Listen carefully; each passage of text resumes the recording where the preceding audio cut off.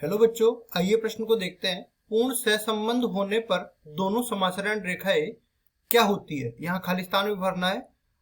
प्रश्न को हल करने से पहले इसकी मुख्य अवधारणा के बारे में चर्चा कर लेते हैं। मुख्य अवधारणा। मुख्य अवधारणा में हम लोग दो चीजें पढ़ने वाले हैं। पहला सहसंबंध गुणांक और दूसरा समासरण गुणांक। सहसंबंध गुणांक और दूसरा समासरण गुणांक। समासरण गुणांक। देखो, समासरण गुणांक दो रेखाओं के समीकरणों से निकाला जा सकता है और जो सहसंबंध गुणांक होता है वो समासरण गुणांक पर निर्भर करता है। ठीक है। जैसे दो रेखाएं हैं, अपने पास समासरण की बात बाद में करते हैं, पहले सहसंबंध की बात कर लेते हैं। सहसंबंध गुणांक को r से प्रदर्शित करते हैं, साथ ही साथ इसका मान -1 से लेके +1 के बीच में होता है।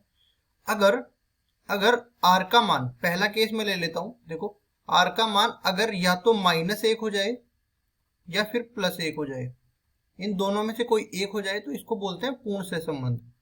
पूर्ण सहसंबंध। और इस केस में क्या होता है, दोनों रेखाएं संपाती बन जाती है। संपाती मतलब एक के ऊपर दूसरी रेखा, कहे तो दोनों रेखाएं तो है लेकिन दिखती हमको एक ही है।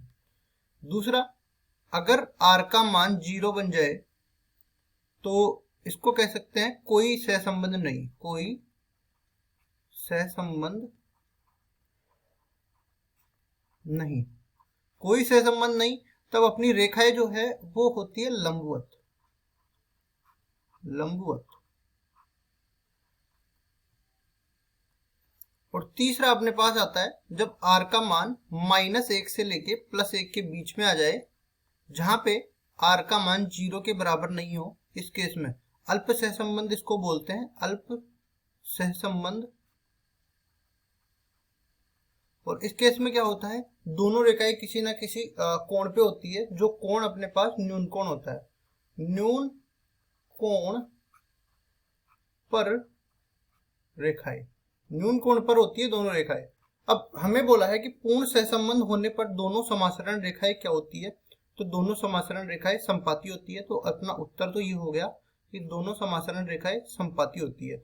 अब इनमें संबंध क्या होता है वो संबंध भी बता देते हैं। देखो, अगर मैं r बराबर लिखना चाहूं तो ये बराबर हो जाता है by(x) गुणा में bxy और इस पूरे का वर्गमूल। यहाँ पे by(x) और bxy समासरण गुणांक कहलाते हैं। अगर by(x) और bxy दोनों धनात्मक है तो r का मान धनात्मक होगा, अगर ये दोनों ऋणात्मक है तो r का मान ऋणात्मक होगा। ठीक है। और अगर मैं इनका भी मान लिखना चाहूं तो by(x) बराबर हो जाता है r गुणा में सिग्मा y बटा में सिग्मा x, और bxy ये बराबर हो जाता है r गुणा में सिग्मा x बटा सिग्मा y। और ये सिग्मा क्या है, सिग्मा बताता है मानक विचलन को। ठीक है। y पर मानक विचलन और x पर मानक विचलन, इस तरह से हम लोग निकालते हैं। अगर मेरे पास r का मान मेरे पास 1 बन जाए तो ये सिग्मा y बटा सिग्मा x और ये सिग्मा x बटा सिग्मा y बन जाता है। और रेखा का समीकरण हम कुछ इस तरीके से लिख सकते हैं, जैसे अपने पास रेखा है ax प्लस by प्लस सी बराबर में 0। अगर मैं y को एक तरफ ले लूं तो दूसरी तरफ क्या बन जाएगा, देखो दूसरी तरफ अपने पास बन जाएगा माइनस में a बटा बी एक्स प्लस, सॉरी ये भी माइनस में ही बनने वाला है, ये अपने पास क्या बनेगा माइनस में c बटा बी, माइनस में c बटा बी। तो ये जो माइनस में a बटा बी आया ना, ये अपने पास कहलाता है by(x) बराबर में माइनस में a बटा बी। इसी तरह हम लोग bxy का मान भी निकाल सकते हैं। और अगर ये दोनों आ गए तो अपने पास सहसंबंध गुणांक का मान भी आ सकता है। लेकिन फिलहाल इन सब की मेरे को जरूरत नहीं थी, ये मैंने केवल समझाने के लिए आपको बताया है। हमें केवल यहाँ की जरूरत थी कि ये जो सहसंबंध गुणांक है ये -1 से 1 के बीच में होता है। जब ये पूर्ण सहसंबंध दे देता है, मतलब ऋणात्मक सहसंबंध और धनात्मक सहसंबंध, तब ये रेखाएं संपाती हो जाती है।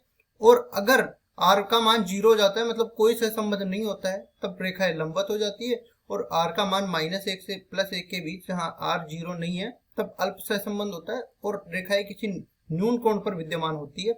ये अपना उत्तर हो गया। आशा करता हूँ ये सवाल आपको समझ में आया होगा। धन्यवाद।